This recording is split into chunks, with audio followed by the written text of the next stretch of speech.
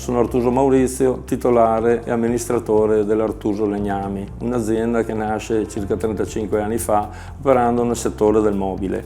Diciamo che abbiamo sempre tenuto un occhio di riguardo, sempre una convinzione che il mondo edile potesse avere un cambiamento, una transazione, oggi chiamata transazione ecologica. Ci siamo affacciati alla produzione di case in legno. Abbiamo sposato, diciamo, la tipologia dell'Ixlam.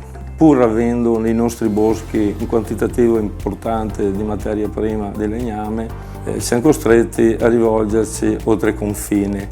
Circa una decina d'anni fa abbiamo dato vita al Consorzio Legno Veneto, sono stato uno dei promotori proprio per cercare la valorizzazione del nostro territorio, partendo proprio dai boschi, perché da dati forniti dalle forestale del Veneto ogni minuto crescono circa 100 metri cubi di legno nei nostri boschi. Peccato non essere in grado di sfruttarlo.